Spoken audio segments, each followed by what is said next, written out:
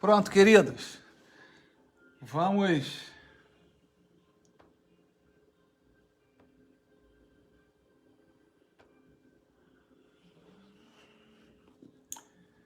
Bom dia, pessoal. Vamos aguardar aí quem está chegando.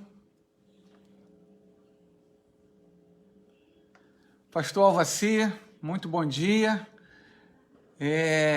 A gente está aí com um problema aí de conexão com a internet, o sinal está muito ruim. Agora que eu consegui resolver o problema, se o irmão puder, já manda o link novo, manda o link lá para o pessoal, porque a irmã Elisângela, que bom. Eu acho que agora vai normalizar, Elisângela. Vamos ver se vai dar certo agora, tá bom? Vamos aguardar, né, para ver se vai dar certo. A tecnologia é boa, mas ela de vez em quando deixa a gente aí em maus lençóis. Mas não tem problema. A gente vai aguardar aí uns minutinhos para ver se as pessoas chegam. Se vocês puderem, repliquem o link, passem o link para as outras pessoas, que eu vou aguardar um pouquinho. Eu vou aguardar um pouco, né, para ver se chega. Daniel está chegando também, valeu, Daniel. A gente está aí com alguns probleminhas, mas a gente vai aguardar o pessoal chegar, tá bom? Enquanto isso estou me organizando aqui. A gente deve demorar aí uns minutinhos. Aí vocês me façam um favor para mim, repliquem o link para as outras pessoas, porque a irmã Ilza estava conosco, a irmã Madalena, então algumas pessoas estavam conosco. E aí o link caiu, e aí eu tive que gerar uma nova transmissão. Então, se vocês puderem me ajudar, envia lá o link para o pessoal, tá bom? Por favor. Nós vamos aguardar um pouco. Vamos aguardar um pouco para ver se as pessoas... irmã Albertina, muito bem, irmã Albertina, bom dia. Obrigado aí pela sua presença aí conosco. Vamos aguardar um pouquinho, enquanto o pessoal está chegando, porque eu já falei, né? Nós tivemos problema.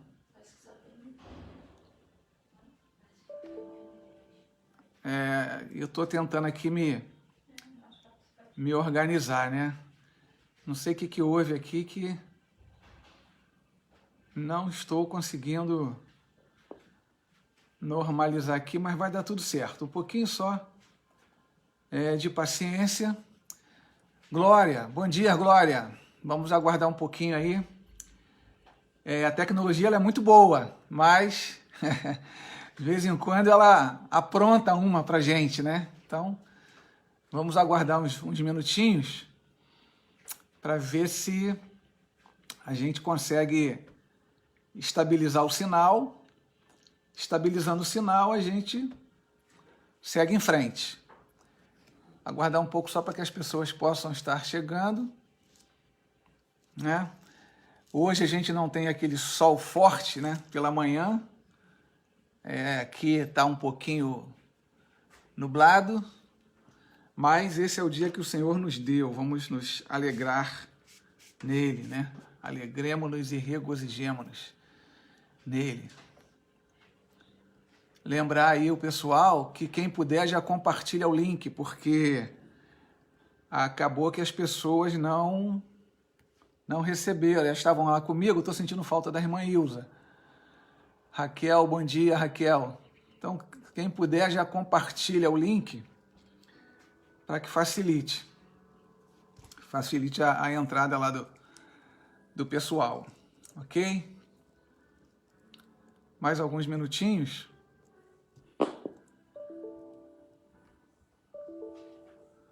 Não sei o que está acontecendo aqui também na minha máquina. O fato é que eu estou tendo alguns problemas, mas que isso não vai impedir a nossa caminhada. Vamos devagar, com calma, tentar, né? Vamos ver se a gente consegue normalizar. Vamos tentando devagarinho, enquanto isso eu vou tentando aqui me resolver os probleminhas. Vamos lá. Bom, queridos, então vamos, eu acho que já deu tempo da gente ver se o sinal vai ficar bom ou não. Nós vamos tentar então iniciar o nosso estudo, né? Vamos, como a gente sempre faz, a cada domingo, né? Quando a gente começa, agradecer a Deus, ao Senhor, porque até aqui Ele tem nos ajudado, graças a Deus, por isso nós somos gratos a Ele, por tudo que Ele tem feito em nossa vida. E nós vamos orar nesse momento, colocando aí essa manhã, esse momento de reflexão e de estudo da sua palavra nas mãos do Senhor. Ok? Vamos orar então? Que bom, irmã Ilza, que bom que a irmã chegou. A irmã foi a primeira lá naquela hora, né? Mas aí a conexão caiu, né? E aí nós tivemos problema. Mas que bom que a irmã está aí agora. Fernando também, muito bom dia, Fernando. Vamos orar para que a gente possa iniciar aí o nosso estudo, tá bom? Senhor, nós louvamos o Teu nome porque Tu és um Deus soberano. Tu estás acima de todas as coisas. Tu és o único digno do nosso louvor, da nossa adoração. E nós somos gratos a Ti porque temos esse privilégio de poder estar diante de Ti ainda sem mérito algum, mas pelo sacrifício do Seu Filho, que abriu as portas, rasgou o véu do templo para que nós pudéssemos nos adentrar diante de Ti. E é no nome dEle que a gente se coloca nesse momento diante de Ti. Tu és sabedor de todas as coisas, Tu sabes as dificuldades que tivemos, Tu é testemunha do nosso preparo, mas isso nos ensina que, acima de tudo, o Senhor está no controle.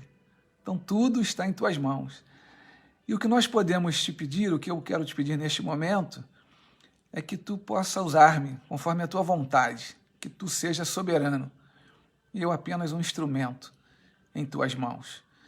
Olha pela igreja do Vilar Carioca, abençoa Teu servo, o pastor Alvaci, abençoa a liderança da Tua igreja. Senhor, olha pelos Teus servos que passam pelas dificuldades das mais diversas.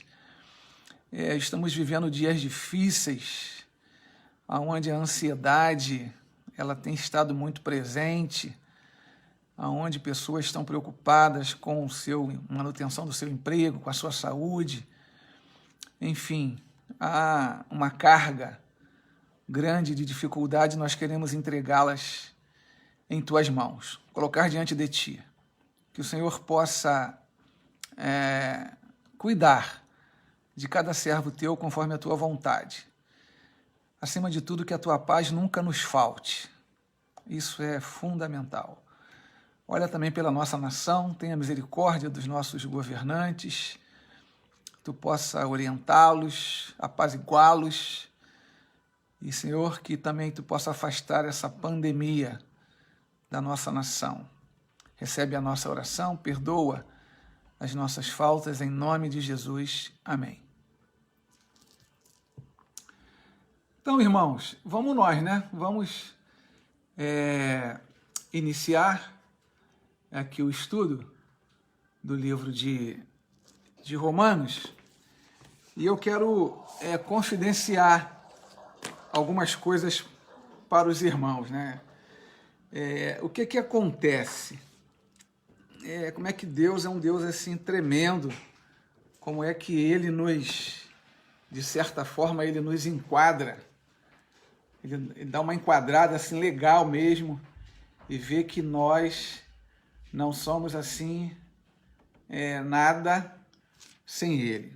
E aí, compartilhando com vocês, e quem me conhece, procurei elaborar o estudo de uma forma diferente, apresentar tela do PowerPoint, como a gente sempre faz, aí quando estamos presencialmente.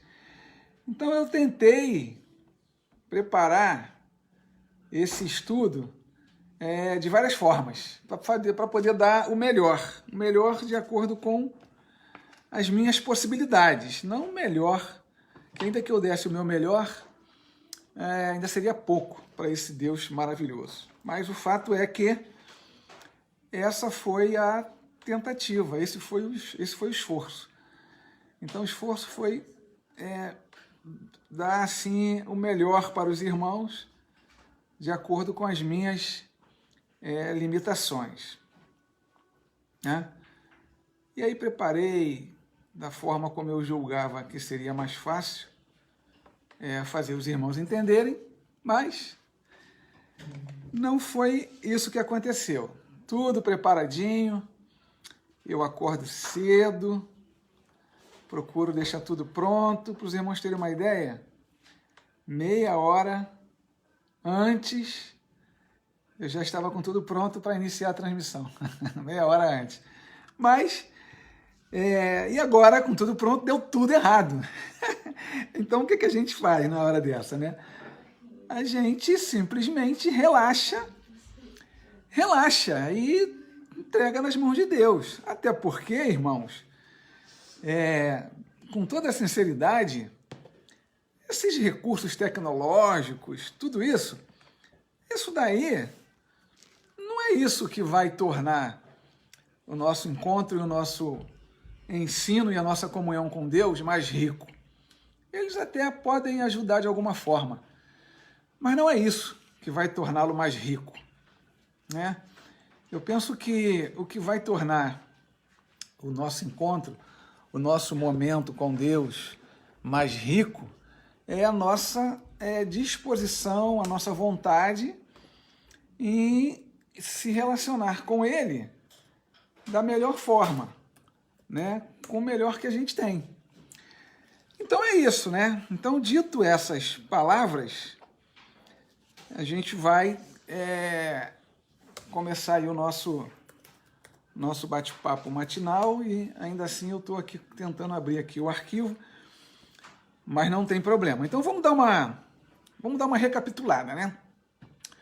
No domingo passado, quer dizer, nós já viemos estudando o Novo Testamento desde o início do ano. Essa é a proposta, que a gente faça um estudo panorâmico do Novo Testamento. E aí a gente faz um parêntese aqui, né? O que é um estudo panorâmico? Um estudo panorâmico é um estudo onde a gente não entra muito em detalhes. A gente procura, de certa forma, destacar os aspectos gerais daquilo que a gente está estudando, né? Se dedica em um ponto ou outro do que a gente está estudando e não entra no detalhe de analisar capítulo por capítulo, versículo por versículo. Então, o objetivo do estudo panorâmico não é esse, até porque não dá tempo. Não dá tempo para a gente fazer isso. Então, dito isso, só para a gente poder entender qual é o objetivo do estudo panorâmico, né? Quando a gente fala assim, estudo panorâmico do livro tal. Então a gente vai dar assim uma abordagem geral, olha, o que o livro trata, quem escreveu o livro, quais foram as circunstâncias, a quem o livro foi dirigido, qual foi a data. Então a gente dá uma contextualizada e a partir dessa contextualizada, aí a gente entra em aspectos que a gente julga interessante destacar do livro. E assim nós fizemos com os 4 evangelhos, Mateus, Marcos, João e Lucas, começamos e terminamos o livro de Atos, e hoje, a partir desse domingo, a gente começa o livro de Romanos. Então hoje a gente vai começar o livro de Romanos. Então, eu só queria destacar aqui algumas coisas dentro dessa visão panorâmica, que é o seguinte, né? A gente estudou os evangelhos, depois que são, o nome já diz, os evangelhos, os 4 evangelhos, e depois nós estudamos um livro histórico, que é o livro de Atos. Chegamos até a comentar que o nome Atos dos Apóstolos, de repente, não é o mais adequado, seria bom que fosse Atos do Espírito Santo de Deus, né? mas é como a gente conhece o livro, né, Atos dos Apóstolos, e o livro de Atos, a gente falou também que ele faz uma conexão entre aquilo que os evangelhos tratam e apontam para o futuro, como, por exemplo, a descida do Espírito Santo no dia de Pentecostes, e também o livro de Atos ele faz uma conexão com outros livros do Novo Testamento. Ele faz uma conexão com outros livros do Novo Testamento. O livro de Atos tem essa característica. Ele faz também essa conexão com outros livros do Novo Testamento. E aí, se os irmãos lembrarem bem, no livro de Atos, nós terminamos no domingo passado, nós terminamos o livro de Atos, foi até o Maikson que concluiu, nós terminamos o livro de Atos no capítulo 28, onde Paulo estava lá a caminho de Roma. Paulo estava a caminho de Roma, né? E aí, o que acontece? Paulo estava a caminho de Roma e a gente percebe que quase que nós somos levados a crer que o livro de Romanos é uma continuação do capítulo 28, porque se Paulo estava em Roma, se dirigindo a Roma, o livro de Romanos está muito ligado ao capítulo 28 de Atos, mas não é. O livro de Romanos, a referência que a gente vai achar dele no livro de Atos, ele está lá no capítulo 15, capítulo 21, onde a gente vai ver as conexões do livro de Atos com o livro de Romanos, ok? Então essa é a ideia, tá certo? Então, só para a gente poder, para a gente não confundir, né? Para a gente não confundir e achar que quase que um continua a partir do outro. Então, não é isso. Então, mas por outro lado, o livro de Atos, ele tem uma importância grande. Como eu falei, ele é quase que uma ponte entre os evangelhos e os demais livros do Novo Testamento, ok? Bom, e aí, queridos, a gente vai já, terminadas essas considerações iniciais, a gente já vai entrar no livro de Romanos. Então, só para a gente ter uma ideia, o livro de Romanos ele é a primeira carta, a primeira epístola, né, que a gente tem conhecimento de Paulo. Não que ela tenha sido a primeira. O livro de Romanos, alguns estudiosos dizem que a ordem como os livros estão dispostos no Antigo Testamento, principalmente as cartas paulinas, elas são em função da quantidade de capítulos que elas têm. Mas não é bem assim, porque se a gente for observar, Romanos tem 16 capítulos, Coríntios 13, 16 o 1 Coríntios, 13 2 Coríntios, Gálatas 6, aí vem até numa certa lógica. Mas Tessalonicenses tem 5 e Colossenses tem 4. Então essa lógica está meio furada. A gente não deve se prender nisso aí não. Mas o que eu queria destacar é que dos 27 livros do Novo Testamento, Paulo, como é que se diz? Dos 27 livros, 13 são atribuídos a Paulo, né? 13 cartas paulinas. Então, se a gente for ver, quase a metade do Novo Testamento foi escrito pelo apóstolo Paulo. Então, é uma pessoa que tem uma relevância extrema. Ainda em relação à Epístola de Romanos, ou à Carta de Romanos, fazendo algumas considerações iniciais ainda, então não há dúvida de que Paulo foi o escritor, muito provavelmente no ano 57, depois de Cristo, né? E muito provavelmente Paulo estava na sua terceira viagem. Essa questão de data é uma coisa que não é muito precisa a gente usar datas, principalmente nessa época. Mas alguns estudiosos, uns situam no ano 57, outros no ano 42 e tal, mas isso não é o caso, não é o principal. E em relação ao livro de Romanos ainda, a quem eles foram destinados? Praticamente aos crentes de Roma. Aos crentes de Roma que Paulo já tinha notícias, mas ainda não tinha contato. E aí eu fico imaginando, né, o meio de comunicação daquela época. Naquela época não tinha zap, né? Não tinha telefone, não tinha zap. Então, a comunicação, ela era quase que de boca a boca, um falando para o outro. E como o meio de transporte comum para sair de um continente para o outro, porque Jerusalém ficava à direita, quando você olha no mapa, à direita do Mediterrâneo, e Roma à esquerda, então tinha o mar Mediterrâneo que separava um do outro. E a maneira de se chegar lá era de navio, então eram as viagens, então eram por cartas, comunicação. E com certeza, olhando pelo lado do povo de Roma, eles já tinham conhecimento de Paulo, da conversão de Paulo, já tinha conhecimento, ou seja, a pessoa já tinha noção. Então, criou essa expectativa, e Paulo tinha também a intenção de visitá-los.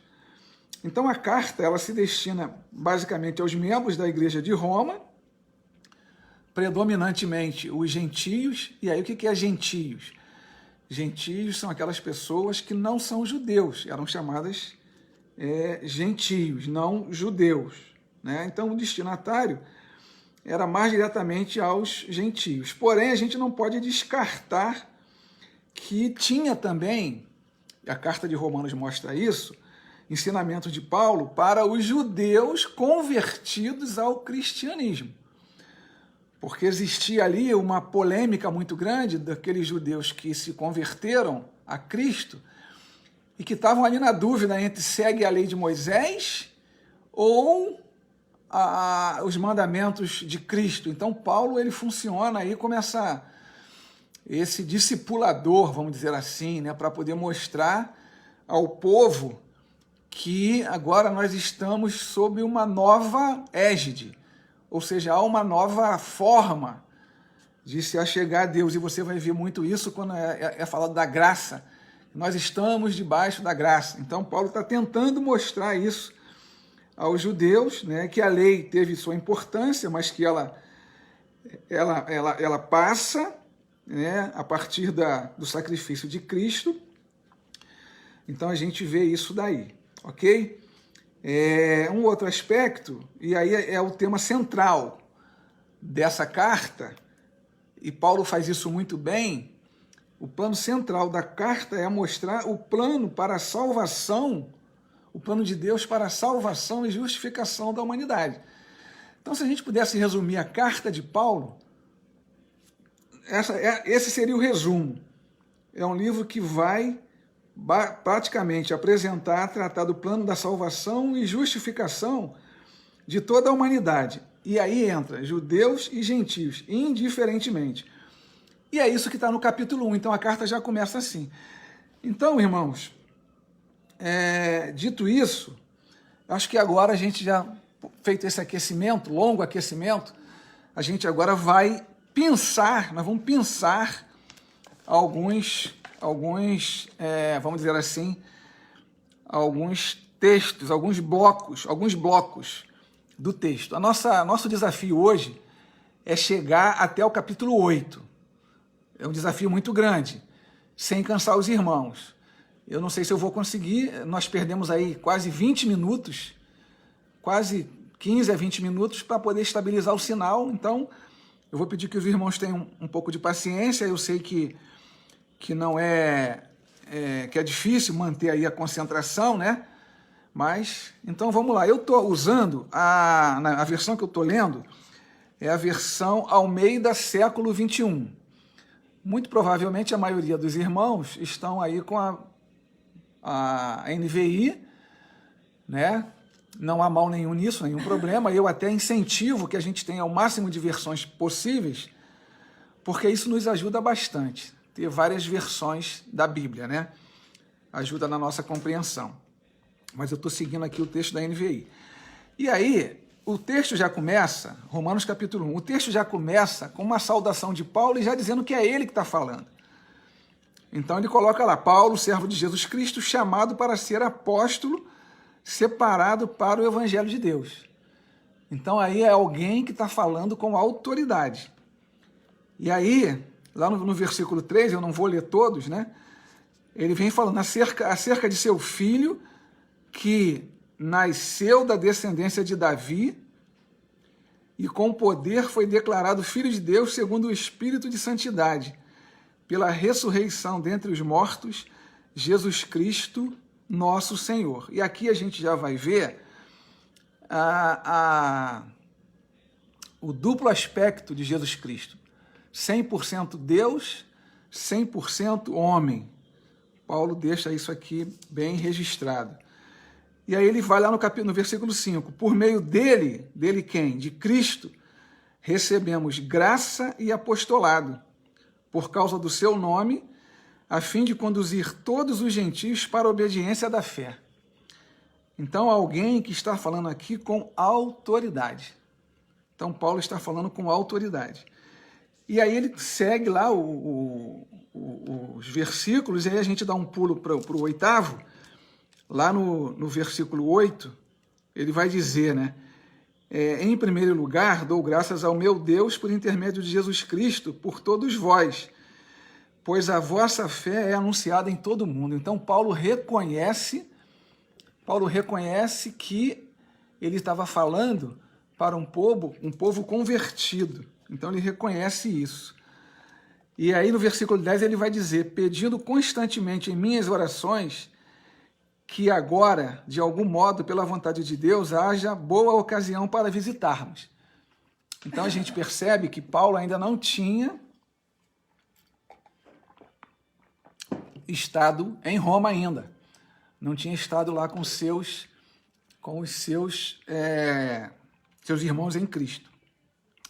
No versículo 11 ele vai dizer que deseja muito ver para compartilhar convosco algum dom espirituais assim de que sejam fortalecidas. E assim ele vai discorrendo, e aí no 16 é o ponto assim chave para mim desse capítulo 1. E aí ele já começa dizendo da alegria que ele tem do Evangelho. Ele diz lá, porque não me envergonho do Evangelho, pois é o poder de Deus para a salvação de todo aquele que crê, primeiro dos judeus, depois dos gentios, também do grego. Por que isso? Porque a promessa inicialmente foi dada ao povo judeu. O povo judeu, muitos ainda rejeitam aceitar a vinda de Cristo, mas aqueles que creram. E esse evangelho também alcança também aos gentios, aos gregos, né? E o versículo 17 ele vai dizer, pois a justiça de Deus se revela no evangelho de fé em fé, como está escrito, o justo viverá pela fé. Então, se a gente pudesse resumir todo o capítulo 1, todo o evangelho, é que o justo viverá pela fé. E aí, irmãos, a gente tem um bloco de versículos, que eu não vou ler todo, mas eu vou pensar alguns, que ele vai retratar a realidade daquela época. E a realidade daquela época era uma realidade de depravação total. Então, Paulo chama a atenção sobre esse aspecto. E ele fala da ira de Deus sobre essas questões. Versículo 18 vai dizer, pois a ira de Deus se revela do céu contra toda a impiedade e injustiça dos homens que impedem a verdade pela sua injustiça. Então existia uma distância muito grande entre os ensinamentos de Deus e o comportamento humano. E Paulo está ali para mostrar que o evangelho é a forma do homem se achegar a Deus e deixar de fazer um monte de coisas erradas que eles fazem. Só para se ter uma ideia, a gente hoje discute algumas coisas, por exemplo, a gente fala sobre ideologia de gênero e outras coisas mais, mas que Paulo já tratava naquela época. Se a gente for olhar lá alguns versículos, por exemplo, o versículo 23, ele vai dizer, né? Substituíram a glória do Deus incorruptível por imagens semelhantes ao homem incorruptível, às aves, aos quadrúpedes, aos répteis. Então, Paulo vai falar da idolatria que aquele povo estava também sujeito. E aí ele continua, olha que interessante. O versículo 4. É por isso que Deus os entregou à impureza sexual ao desejo ardente de seus corações para desonrarem seus corpos entre si. O 25, pois substituíram a verdade de Deus pela mentira e adoraram e serviram a criatura em lugar do Criador, que é bendito eternamente. Amém. E aí, só para se ter uma ideia do que acontecia, né? Tá lá, o 26 a partir da parte B, porque até as suas mulheres substituíram as relações sexuais naturais pelo que é contrário à natureza. Os homens, da mesma maneira, abandonando as relações naturais com a mulher, arderam em desejo sensual uns pelos outros, homens com homens, cometendo indecência e recebendo em si mesmo a devida recompensa do seu erro. Então o capítulo 2, o final do capítulo 1, ele vai tratar da realidade que estava acontecendo ali e que era necessário que as pessoas tivessem uma experiência com Cristo e largassem esse tipo de comportamento. Isso ele fala no capítulo 1. No 2, ele vai falar do julgamento dessas coisas. Então ele vem falar acerca do julgamento. E lá no versículo 2 ele diz, mas nós sabemos que o julgamento de Deus é de acordo com a verdade contra os que praticam tais atos. Tais atos quais? Os atos descritos no final do capítulo 1. E aí no versículo 3 ele vai dizer, e tu, ó homem, que julgas os que praticam tais coisas, mas fazem o mesmo. Pensas que escaparás do juízo de Deus? Ou seja, então Paulo, ele se refere àquela depravação total e ele vai um pouco mais além. Ele alerta em relação à forma como a gente tem se portado nas nossas relações do dia a dia, com Deus e com o próximo. Muitas vezes a gente julga as pessoas, a gente acaba sendo juiz, exercendo julgamento e condenando pessoas a atos que muitas vezes até nós cometemos. E aí não entra somente a questão da imoralidade e da depravação, não. Mas de uma maneira geral. Bom, dando um pulo, no versículo 7 ele vai dizer assim, ó, assim ele dará a vida eterna que, perseverando em fazer o bem, procuram glória, honra e imortalidade. Mas dará a indignação aos egoístas e aos que obedecem ao pecado, em vez de obedecer à verdade. Então aí Paulo já leva o pessoal a um contraponto. Então, olha só, algumas pessoas já ouviram sempre essa expressão, né? A vida é feita de escolha. E aqui não é diferente, então Paulo está colocando uma escolha. Então, olha, pessoal, vê bem o que vocês estão fazendo, olha bem o que vocês estão fazendo e cuidado com a escolha que você fará, porque a escolha que você fizer, isso trará consequências. E nesse caso aqui, Paulo está apontando para a condenação eterna ou para a vida eterna, desde que a gente se achegue a Deus. E aí a gente avança para o capítulo, para os versículos mais adiante, e aí Paulo vai chamar a atenção dos judeus a algo que os judeus tinham como preciosíssimo, que era a lei. E dentro da lei, alguns rituais, como por exemplo a circuncisão. E Paulo vai chamar a atenção acerca desse entendimento, porque a circuncisão, eu creio que todos sabem, era uma forma, um sinal externo de que aquela pessoa tinha se circuncidado e consagrado ao Senhor. Mas isso não acontecia na vida prática. Então o pessoal achava que bastava se circuncidar e estava tudo resolvido. E não era bem assim. É o que Paulo vai dizer no versículo 17 do capítulo 2.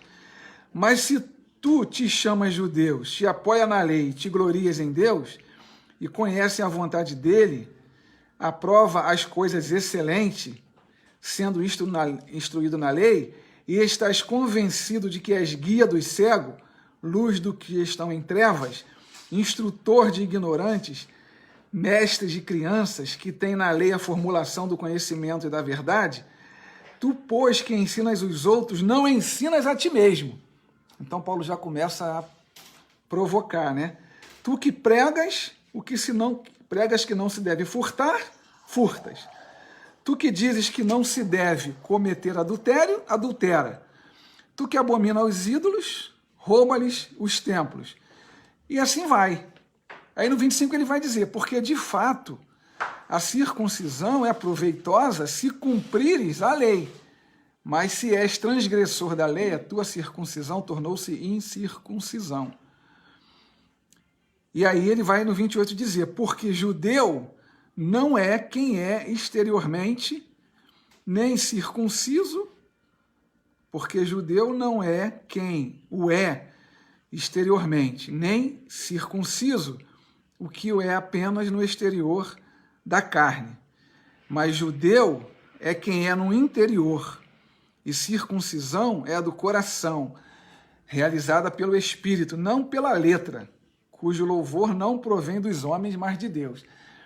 Então Paulo traz aí uma nova visão da circuncisão, ou seja, a separação, ou seja, você separado para o Senhor. Então de nada adianta ter um sinal externo, exterior, e não ter o pensamento e uma relação real e verdadeira com Cristo.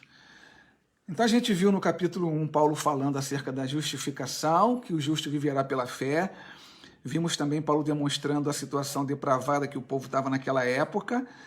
Vimos no final do capítulo 2 Paulo questionando os judeus que achavam que a circuncisão talvez fosse necessária para aqueles que não eram judeus e que criaram em Cristo. E no 3 ele vai falar da fidelidade.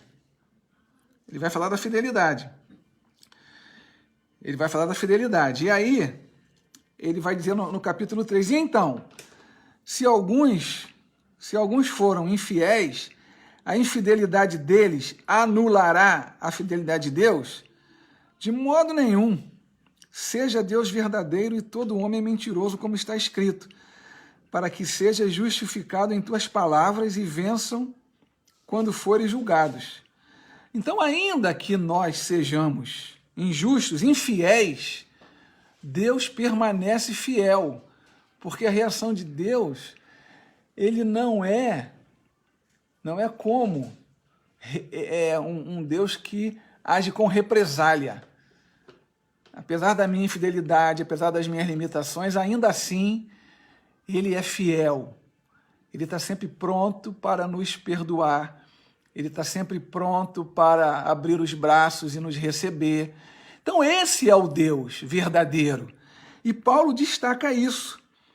Ou seja, que a partir da justificação, a partir do reconhecimento do sacrifício de Cristo, e uma vez consagrando nossas vidas a Ele, Paulo não está dizendo que nossos problemas acabaram, né? Jesus Cristo não é Jesus Tabajara.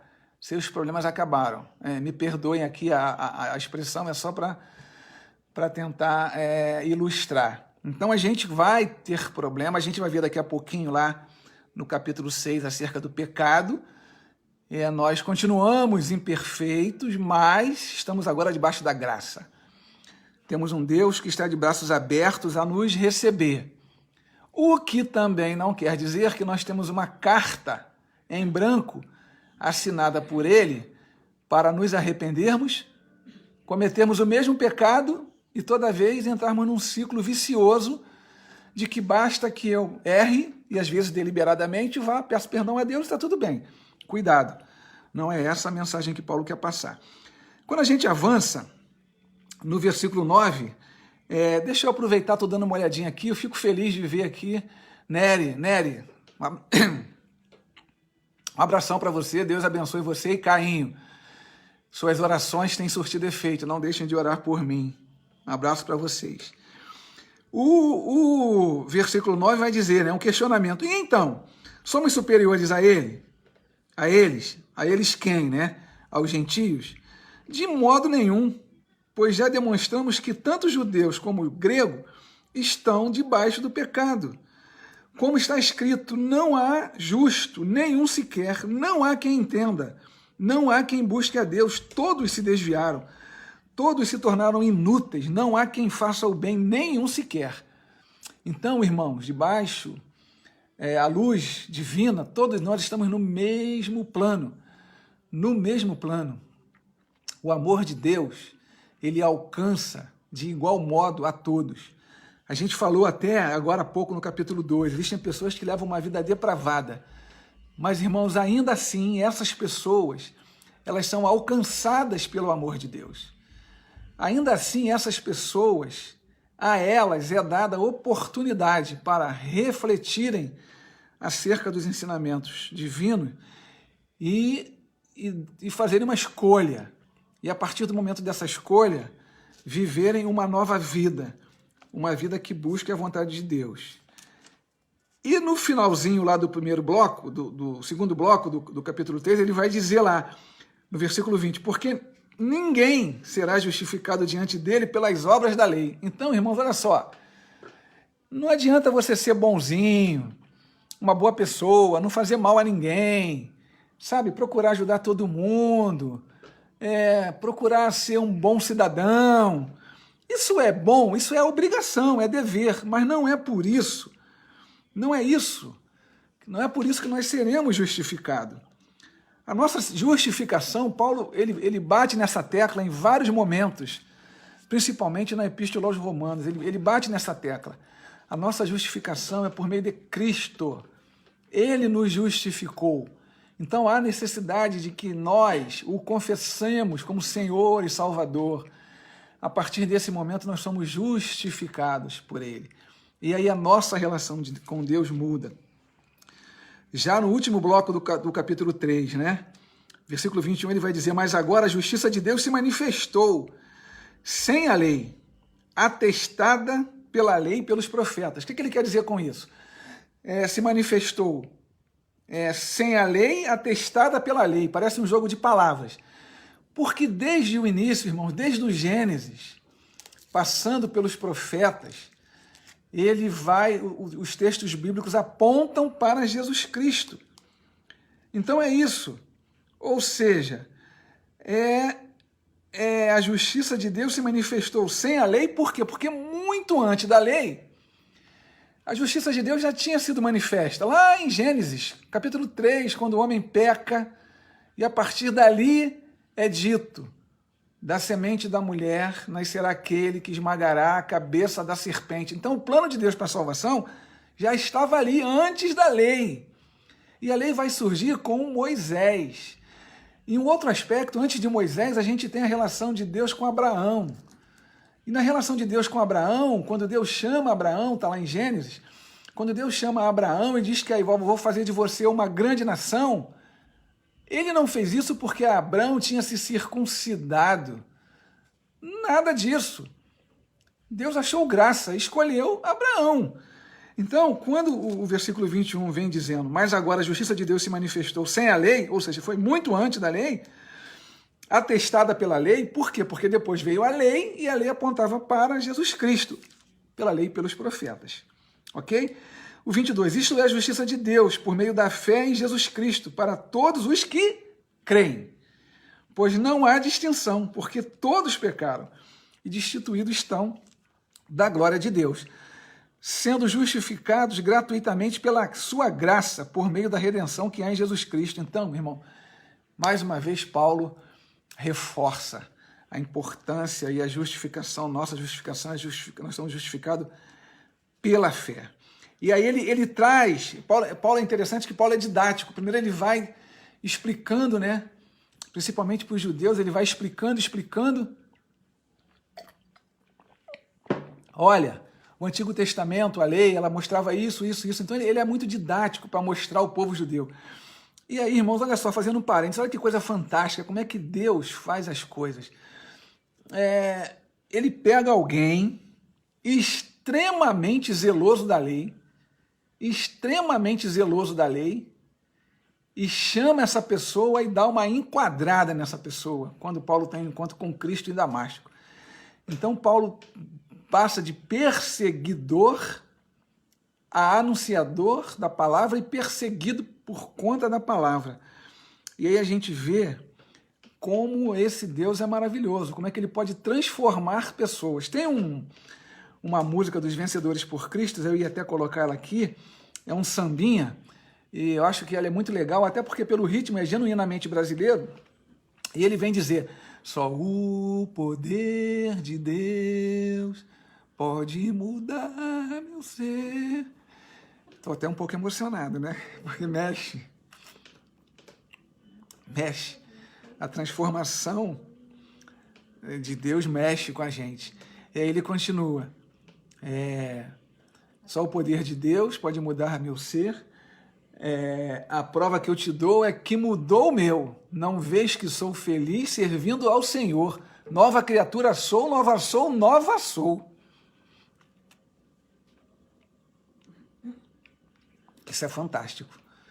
E a música continua: se Deus é por nós, quem será contra nós? Se Deus é por nós, quem será contra nós? Recomendo depois você abrir a sua Bíblia em Romanos, capítulos 1 e 2, 3, 4, e ouvir essa música. Você vai ver que há uma profunda relação dessa música com o texto bíblico de Romanos, né?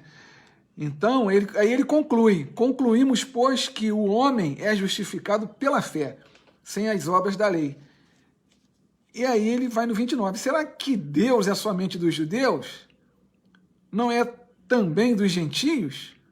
E aí ele mesmo responde: é Deus dos judeus e dos gentios. E aí depois do capítulo 4 ele entra um pouco naquilo que eu já falei sobre Abraão. Eu não vou me deter muito aqui, em função até do nosso tempo e dos acontecimentos, né, que nós tivemos. Vou tentar me caminhar para a conclusão, mas ele vai falar no capítulo 4 aquilo que eu acabei de falar, né? E aí a gente entra no capítulo 5. Um abração aí, irmã Sueli de Jardim Novo, muito feliz de vê-la, irmã. Que bom. Eucineia também, muito bom ter você aqui com a gente. Deus abençoe vocês. Espero que a gente esteja conseguindo aí contribuir para o crescimento dos irmãos e das irmãs. Capítulo 5, interessante Paulo, né? Você vai ver isso na carta. Ele aborda uma coisa no primeiro capítulo, e aí ele discorre, e daqui a pouco ele reforça, ele lembra. É como se fosse assim, ó, eu já falei isso para vocês, eu estou repetindo, lembra? Aí o capítulo 5 é mais ou menos assim, ele vai reforçar. Diz assim, o versículo 1 do capítulo 5, portanto, justificados pela fé, temos paz com Deus por meio do nosso Senhor Jesus Cristo. Então lá Paulo diz o seguinte, ó, nós somos justificados pela fé. E no 5 ele vai dizer, ó, a consequência de sermos justificados pela fé é termos paz com Deus. E termos paz com Deus significa conviver com as nossas diferenças. Lógico que Paulo, não está escrito aqui, né? Conviver com nossas diferenças. Quais eram as diferenças daquela época? Era discussão. O novo crente, ele tem que se circuncidar ou não tem. Então, essa era a discussão. Então, o que Paulo está dizendo é o seguinte, né? Portanto, pela fé, temos paz com Deus por meio do nosso Senhor Jesus Cristo, por intermédio de quem obtivemos também acesso pela fé a esta graça, na qual estamos firmes e nos gloriamos na esperança da glória de Deus. E não somente isso, mas também nos gloriamos nas tribulações, sabendo que a tribulação produz perseverança. Então, olha só, Paulo faz as conexões, né? Ele pega lá justificação pela fé produz paz com Deus, a paz com Deus que é gerada em nosso ser nos permite passar pelas tribulações e sermos perseverantes. Porque mais na frente, Paulo vai dizer, porque nós não devemos esperar apenas nesse mundo. É interessante, irmãos. E aí, continuando, né, o versículo 4 vai dizer, e a perseverança, a aprovação, e a aprovação a esperança, e a esperança não causa decepção, visto que o amor de Deus foi derramado em nosso coração pelo Espírito Santo que nos foi dado. Quando? A partir do momento que nos convertemos. E aí ele vai lá, ora, quando ainda éramos fracos, Cristo morreu pelos ímpios no tempo adequado. Éramos fracos, estávamos fora da graça, né, sem ser alcançado por Deus. E aí ele depois vai fazer uma comparação no versículo 7, porque dificilmente haverá quem morra por um justo, pois talvez alguém até ouse morrer por quem faça o bem, mas Deus prova o seu amor para conosco ao ter Cristo morrido por nós, quando ainda éramos pecadores. Olha as conexões. Olha as conexões. Viu lá em 2, estado geral de depravação. E aqui Paulo está dizendo, mas Deus prova seu amor para conosco ao ter Cristo morrido por nós, quando éramos ainda pecadores. Ou seja, mesmo com todo o peso do pecado, Cristo veio para tirar isso de nós, para nos resgatar. Isso é muito importante que você entenda. E eu preciso bater nessa tecla, que não importa a vida que você está leve, existe um Deus que Ele te ama. Talvez à luz das pessoas que estão ao seu redor, haja crítica, haja condenação pelos seus atos. Aliás, isso é muito comum, inclusive na igreja, lamentavelmente. Mas isso é comum, com tristeza eu digo que isso é comum. Mas o que Paulo nos mostra aqui é que, olha só, esse Deus está de braços abertos para te receber. Ele não abre mão de você. Porém, ele é muito educado. É necessário que você o aceite espontaneamente. Muitas vezes, o que ocorre? Muitas vezes a gente começa uma caminhada cristã. E aí deixa eu falar para você uma coisa. Caminhada cristã não é fácil. Caminhada ao lado de Cristo não é uma caminhada fácil, é uma caminhada difícil. Muito difícil. E hoje, cada vez mais, eu não sei se cada vez mais se ela é diferente daquela época, mas o que eu posso te dizer é que não é fácil. E às vezes você, com pureza da alma, você quer seguir a Cristo e começa a sua caminhada cristã, mas aí de vez em quando você acha uns malas no meio do caminho, dentro da igreja, você acha uns malas que vêm, ao invés de tirar o fardo, de te abraçar e trazer você para a comunhão, ele bota mais peso no seu fardo. Lamentavelmente, bota mais peso no seu fardo. E você, às vezes, não aguenta e acaba se desviando, né? Às vezes acaba vendo coisas que acha que não deveriam acontecer na igreja e acaba se desviando dos caminhos do Senhor. Mas deixa eu falar uma coisa para você, não importa o tempo, se isso aconteceu com você, não importa o tempo, não importa. O que importa, e eu me emociono até quando eu falo disso, o que importa é que o Senhor está de braços abertos para te receber. O inimigo de nossas vidas, ele veio para matar, roubar e destruir, ele vai ficar te acusando. Agora, não tem mais jeito para você. Você fez isso, fez aquilo, e começa a te criticar, te condenar e dificulta o seu retorno. Não deixe que o seu retorno seja dificultado por causa disso. Lembre-se que existe um Deus que está ao seu lado e pronto para te receber de braços abertos, ok? Nana dos Santos, muito feliz de te ver aqui. Meu abração para você. Meu abração para você, querida adolescente. Agora não é mais, né? Mas que bom te ver aqui. Vamos avançar? Vamos dar uma pulada agora, lá no capítulo 6. No capítulo 6, Paulo vai falar exatamente isso que eu disse aqui, o poder de Deus e o poder do pecado e a graça de Deus, que de certa forma está resumido aqui, né, no que eu falei. Né? Está lá, ele diz lá, que diremos então? Permaneceremos no pecado para que a graça se destaque? De modo nenhum. Nós que morremos para o pecado, como ainda viveremos nele? Lembra que eu falei da carta em branco, assinada por Deus? É o que Paulo está falando aqui, não é isso. Né? Ou ignoreis que todos nós que fomos batizados em Cristo Jesus fomos batizados na sua morte. Portanto, fomos sepultados com ele na morte pelo batismo para que, como Cristo ressuscitado dentre os mortos pela glória de Deus Pai.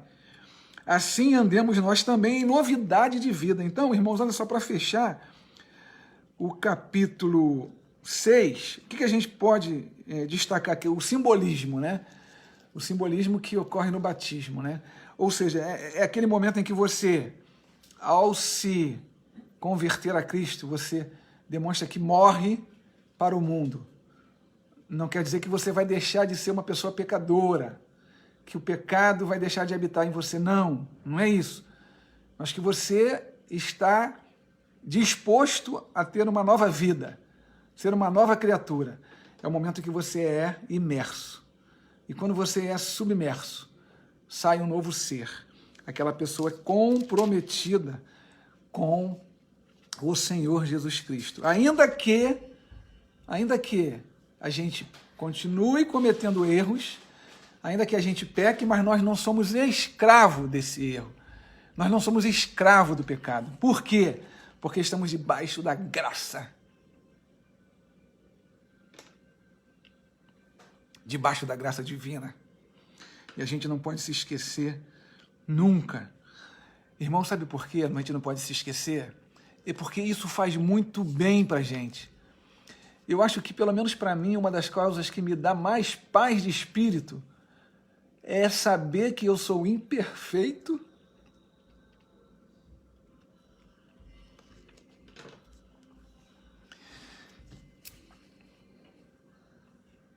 e, apesar da minha imperfeição, eu não esqueço nunca que esse Deus está de braços abertos para me receber. Nunca me esqueço. E peço a Ele que não deixe nunca eu esquecer disso, né? Bom, avançando, irmãos, um pouquinho, caminhando para o final.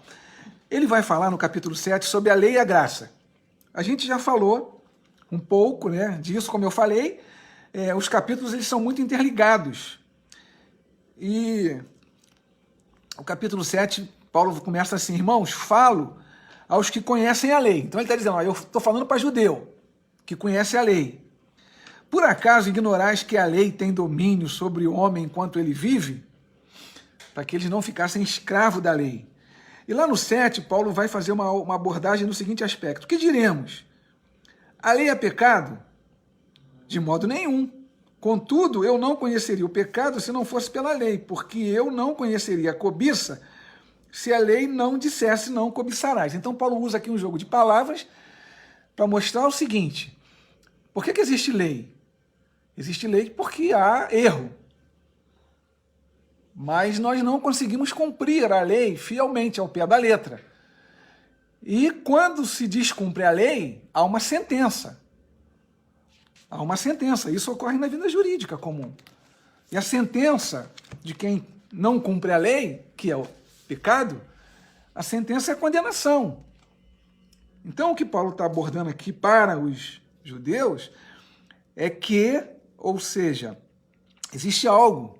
A lei ela foi proveitosa, ela, de certa forma, ajudou o povo judeu até um determinado período, até um determinado momento, mas ela teve o seu tempo com a vinda do Messias.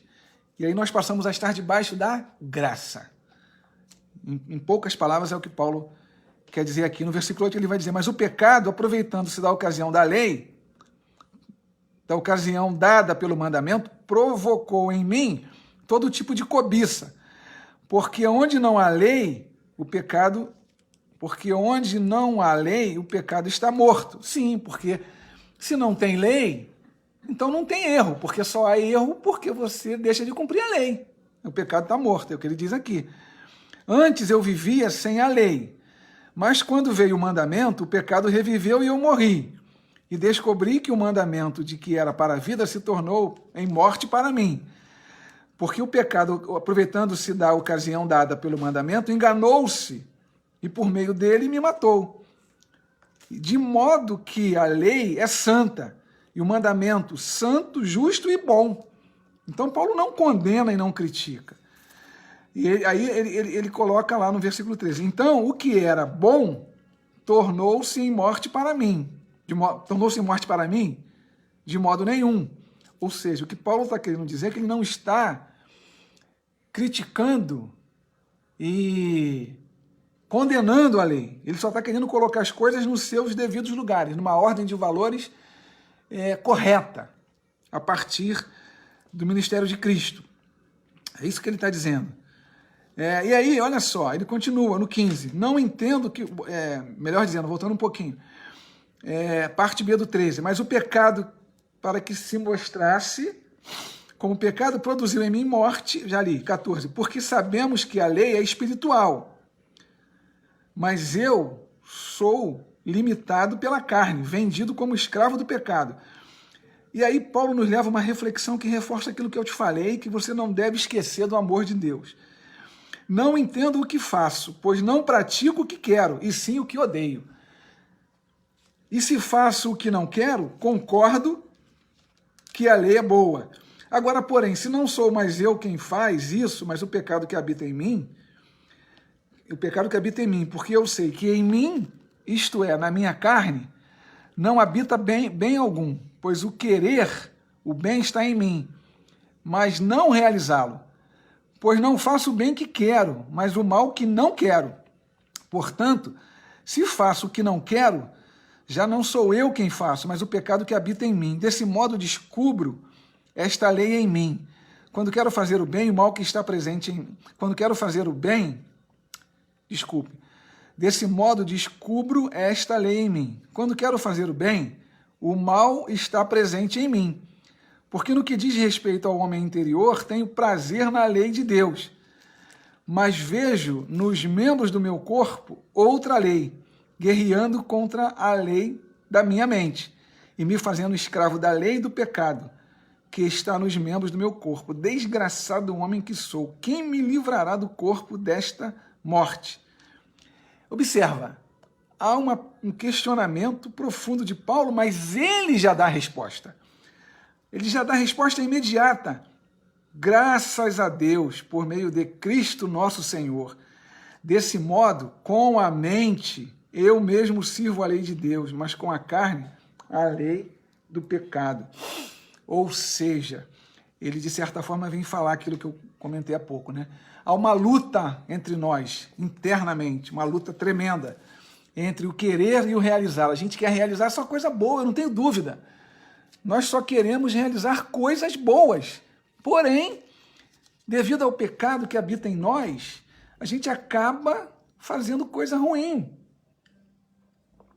E isso gera um transtorno. E é justamente o que Paulo está dizendo aqui, ó. Apesar de tudo isso, há um Deus que te ajuda na caminhada. Há um Deus que está pronto para te socorrer, um Deus que está pronto para te resgatar. E aí a gente entra no capítulo 8, para terminar, para concluir. Acho que mais 5 minutinhos eu consigo concluir com os irmãos. Mas deixa eu mandar um abraço aqui para o Ricardo. Ricardo, meu querido, muito bom dia para você. Deus te abençoe. Bons tempos vivemos juntos ali em Jardim Novo. Abraço também para Eliana. Deus abençoe você, Eliana, também. E aí, queridos, no capítulo 8, ele vai dizer assim, né? Portanto, agora, olha que coisa maravilhosa. Portanto, agora já não há condenação alguma para todos? Não. Existe uma condição. Portanto, agora já não há condenação alguma para os que estão em Cristo Jesus. Porque a lei do Espírito da vida em Cristo Jesus te livrou da lei do pecado e da morte. Olha que coisa! A lei do Espírito da vida em Cristo Jesus te livrou da lei do pecado e da morte. Deu para sentir aí, irmãos, a profundidade? Como é que Paulo é didático e como é que ele caminha, né, para mostrar de maneira clara e simples o Evangelho. E aí a gente continua. O versículo 5 do capítulo 8. Os que vivem segundo a carne pensam nas coisas da carne, mas os que vivem segundo o Espírito, nas coisas do Espírito. Pois a mentalidade da carne é morte, mas a mentalidade do Espírito é vida e paz. A mentalidade da carne é inimiga de Deus, pois não está sujeita à lei de Deus. Sacou aqui? Olha só. A mentalidade da carne é inimiga de Deus, pois não está sujeita à lei de Deus. Nem pode estar. E quando a gente fala de lei, a gente vê tantas leis hoje aí, né? Somos regidos por várias leis. E que nos impõem uma série de sanções se a gente descumprir essas leis. Agora mesmo, por conta da pandemia, a gente está aí, lei, cada dia uma lei nova. Né? Cada dia uma lei nova. Então, a gente vê que os que vivem segundo a carne pensam nas coisas da carne, mas os que vivem segundo o Espírito, nas coisas do Espírito. Pois a mentalidade da carne é morte, mas a mentalidade do Espírito é vida. A mentalidade da carne é inimiga de Deus, pois não está sujeita à lei de Deus, nem pode estar. Os que vivem na carne não podem agradar a Deus. Vós, porém, não estáis sob o domínio da carne, mas do Espírito, se é que o Espírito de Deus habita em vós. Mas se alguém não tem o Espírito de Cristo, não pertence a Cristo. Irmãos, olha só. Não dá para enrolar, né? Não dá para ser politicamente correto. Era o caso de Paulo, ele não estava preocupado em ser politicamente correto. Eu não posso falar isso porque senão vão me detonar, né? Infelizmente, com certa tristeza, a gente percebe isso. Que em vários ambientes, inclusive evangélicos, a postura politicamente correta, ela às vezes tem se feito presente. Mas não dá, né? Não dá para ser politicamente correto. Paulo é muito claro aqui. A gente está chegando no final e toda hora eu estou indo lá nos textos anteriores. Lembra lá no capítulo 2 que a gente falou, olha só, há um estado natural de depravação humana. É o que ocorria nos dias de Paulo. Apesar disso, Deus ama todo mundo e está pronto para te dar chance e oportunidade de você mudar a rotina da sua vida. Porém, você tem que querer. E é o que ele diz aqui, ó, que não há condenação para quem está no Espírito de Cristo. Ele é muito claro, se Cristo está em vós, embora o vosso corpo seja mortal por causa do pecado, o Espírito é vida por causa da justiça. E se o Espírito daquilo que ressuscitou Jesus dentre os mortos habita em vós, aquele que ressuscitou Cristo Jesus dentre os mortos há de dar também aos vossos corpos mortais pelo seu Espírito que em vós habitas. Então, irmãos, eu acho que deu para a gente fechar esse bloco. E o bloco final, né? O penúltimo bloco, ele vai falar sobre os frutos do Espírito. A esperança, intercessão e eleição. Então, no capítulo 18, do versículo 8, ele vai dizer: considero que os sofrimentos do presente não se pode comparar com a glória que está revelada a nós. Irmãos, olha que profundidade, olha a tamanha profundidade desse texto. Considero que os sofrimentos do presente não se podem comparar com a glória que será revelada em nós. E Paulo está falando aqui não só do sofrimento da perseguição, mas de qualquer tipo de sofrimento. Há algo melhor que nós aguardamos, é preparado para nós, né? O 19 vai dizer, pois a criação aguarda ansiosamente a revelação dos filhos de Deus. E aí, a gente avança para o 24. Porque fomos salvos na esperança. Mas a esperança que se vê não é esperança. Pois como alguém espera o que está vendo? Mas se esperamos o que não vemos, com paciência o aguardamos. Do mesmo modo, o Espírito nos socorre na fraqueza, pois não sabemos como devemos orar, e é verdade. Mas o próprio Espírito intercede por nós com gemidos inexprimíveis que não se expressam com palavras. Irmãos, olha só, a relação com Deus, ela vai muito mais além do que uma relação de palavras. Ela vai muito mais além. Ela é uma relação individual, muito íntima, muito íntima. Ele continua aqui, e aquele que sonda os corações sabe qual é a intenção do Espírito. Ele intercede pelos santos segundo a vontade de Deus. Aquele que sonda, a gente lembra lá o Salmo 129. Sonda-me, ó Deus, e assim vai, né? 28, sabemos que Deus faz com que todas as coisas concorram para o bem daqueles que o amam, dos que são chamados segundo o seu propósito. E aí, irmãos, a gente avança para o bloco final, para concluir. Ou seja, irmãos, isso tudo por quê? Para quê, né? Há uma razão para isso. E essa razão Paulo fecha no último bloco. versículo 31. Portanto, que poderemos dizer diante dessas coisas? Dessas coisas quais?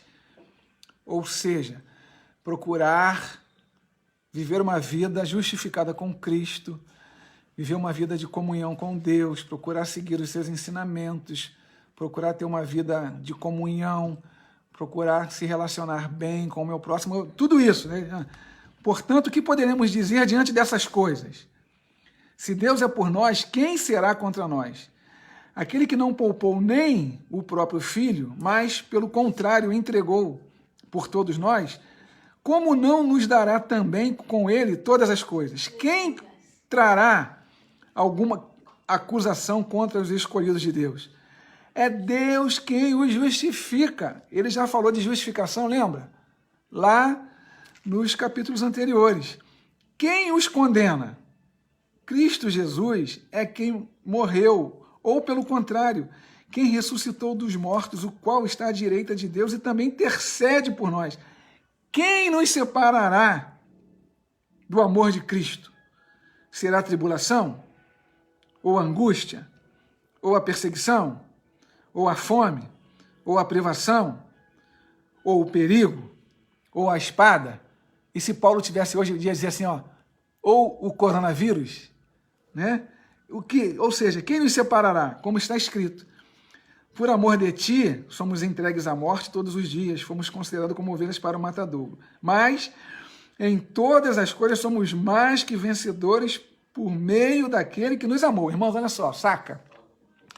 Não é por meio do meu mérito. Não é por meio do meu mérito. É por intermédio daquele que nos amou. Isso me leva a concluir a minha limitação, a minha insignificância. Mas Deus ainda assim me trata com amor. Ele nos ama. Versículo 38. Pois tenho certeza de que nem a morte, nem a vida, nem anjos, nem autoridades celestiais, nem coisas do presente, nem do futuro, nem poderes, nem altura, nem profundidade, nem qualquer outra criatura poderá nos separar do amor de Deus que está em Cristo Jesus, nosso Senhor. Queridos, essa é a conclusão. Então Paulo foi didático. Do capítulo 1 ao 8, ele vem falando da doutrina da justificação pela fé, ele é bem didático. Ele começa fazendo uma recapitulada, aborda questões que estavam acontecendo naquela época, a época que ele estava vivendo, aponta para o sacrifício de Jesus Cristo, fala das dificuldades que nós teríamos. Ele é muito didático e termina de uma maneira assim maravilhosa. Ou seja, se você é justificado, salvo, lavado, remido, tudo que você pode imaginar pelas vestes do Cordeiro, ninguém pode separar você do amor de Deus. E eu não estou falando de igreja. Eu não estou falando de igreja. Não é igreja que eu estou falando. Estou falando de algo muito maior. Não estou falando de igreja, templo físico, concreto, tijolo, organização. Não é isso que eu estou falando. É algo muito profundo. Estou falando de templo, você, eu, templo do Espírito Santo. Então, queridos, ninguém poderá nos separar deste amor, desse amor divino que é tremendo. O meu desejo, a gente conclui, e concluímos exatamente no tempo se a gente descontar lá aqueles transtornos que nós tivemos, né? Meu querido Anderson Maranhão, meu querido, que prazer e que responsabilidade, né, ter você aqui conosco. Deus abençoe você, sua família, um abraço aí na Lili, ok? No João, um abração, Deus abençoe vocês. É muito bom tê-lo aqui, tá bom, querido? Então, irmãos, para finalizar, né? Não nos esqueçamos disso.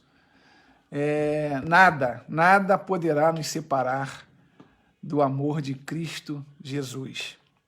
Que Deus possa estar aplicando essa palavra no seu coração, que você possa colocá-la em prática. E que as misericórdias do Senhor se renovem a cada dia em nossa vida. Que o Senhor te abençoe, que o Senhor te guarde, que o Senhor faça resplandecer o seu rosto sobre ti e te dê a paz. É o desejo sincero do meu coração. Amém.